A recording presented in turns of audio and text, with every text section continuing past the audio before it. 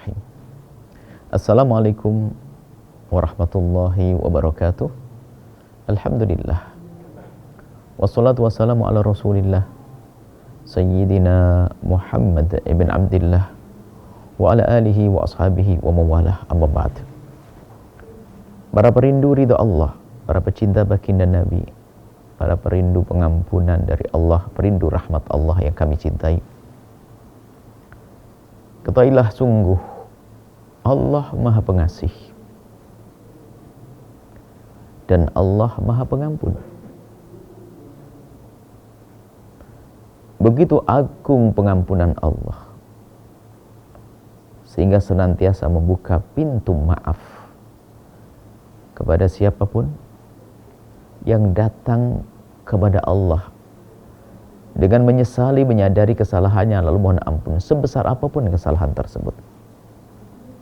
Bahkan dari hamba-hamba yang semula dalam kubang kehinaan, yang dimurkai oleh Allah, cukup dengan bertobat akan berpindah dari wilayah kehinaan menuju wilayah kemuliaan, menjadi makom dihinakan Allah, menjadi makom dicintai oleh Allah.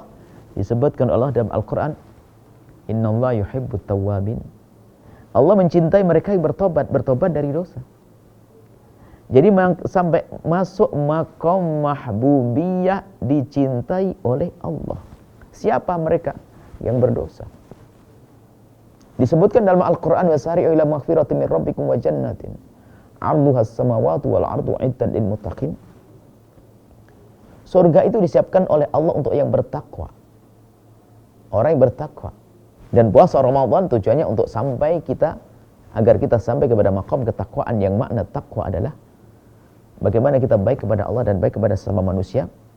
Dan dalam hal ini ada sifat-sifat tanda orang-orang semacam itu. Senang berderma.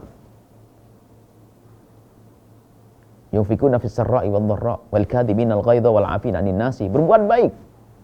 Tapi ada hal lain lagi yang mungkin ada di antara kita kurang mencermati. Lanjutan ayat berbunyi adalah walladzina idza fa'alu fahishatan aw dzalamu anfusahum. Mereka yang berbuat dosa, berbuat zalim, melakukan kehinaan, bisa digelari orang bertakwa. Iya. Jika Anda, mohon maaf saya tunjuk, jika Anda mungkin orang yang paling jelek, yang paling kotor yang menyaksikan acara ini, ketahuilah Anda bisa menjadi orang mulia setelah ini, sampai makom mahbubiyah, dicintai oleh Allah, dengan catatan segera Anda kembali kepada Allah.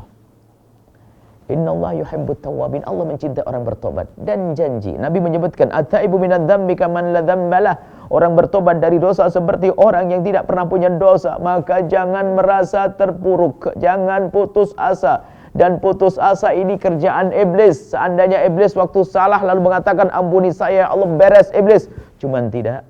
Iblis tidak langsung menyadari kesalahannya, malah dia dengan kesombongannya mengatakan ana khairun minhu, aku lebih bagus daripada Adam. Dengan catatan jangan sombong Anda dengan kesalahan Anda.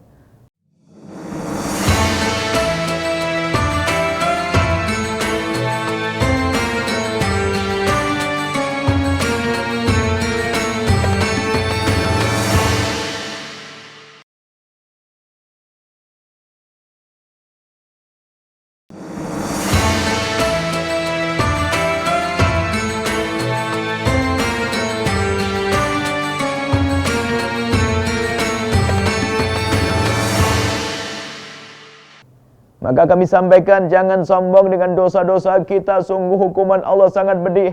Akan tapi di sisi lain kami ingatkan, jangan putus asa. Sebesar apapun dosa yang Anda lakukan, kejahatan yang Anda lakukan, anggap saja diborong semuanya, segala dosa. Tapi kalau kembali kepada Allah, ternyata Allah membuka pintu maaf selebar-lebarnya. Dicintai oleh Allah. Bahkan diberi kabar gembira, at-taibu minadz dzambi kaman la dzambalah. Orang yang bertobat dari dosa dengan serius seperti tidak pernah punya dosa di masa lalunya. Habis dosanya kalau orang bertobat. Dan ingat, selagi nyawa masih ada di kandung badan kita, itu artinya kesempatan kita untuk bertobat masih ada. Sebelum nyawa dicabut, kalau sudah dicabut nyawa kita, nggak ada kesempatan untuk tobat. Akan kita temukan dosa kita di alam barzah, dan akan ditemukan dosa itu di saat dibangkitkan di padang mahsyar, dan akan ditemukan dosa itu membebaninya di saat menyeberang Shiratal Mustaqim, sehingga dia tidak akan lolos selalu kecebur ke neraka jahanam. Sebelum kita menemukan keadaan itu, wahai hamba Allah, siapapun Anda, mungkin Anda orang yang paling kotor hari ini, tapi esok hari menjadi orang yang paling bersih. Dosa apapun, ingat Allah Maha Pengampun. Allah Maha Pengampun.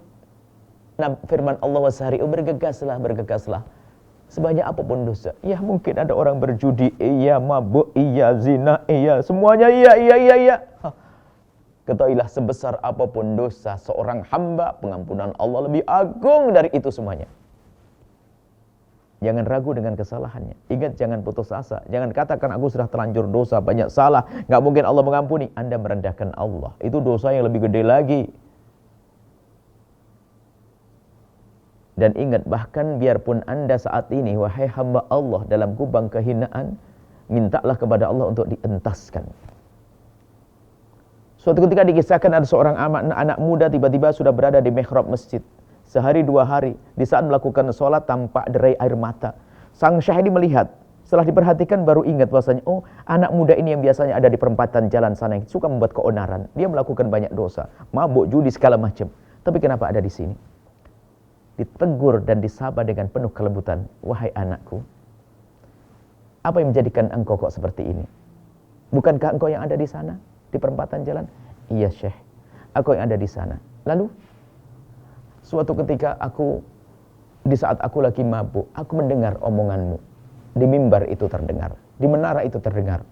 Engkau katakan bahwasanya, siapapun yang berada dalam kubang kehinaan dalam dosa, jangan ragu. Allah Maha Kuasa untuk memindahkanmu dari kehinaan. Mintalah kepada Allah. Biarpun engkau dalam kehinaan, engkau dalam dosa, mintalah.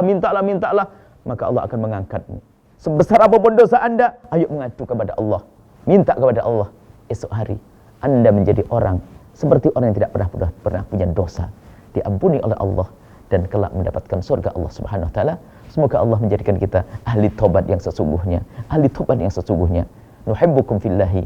Kami cintai Anda karena Allah. Assalamualaikum warahmatullahi wabarakatuh.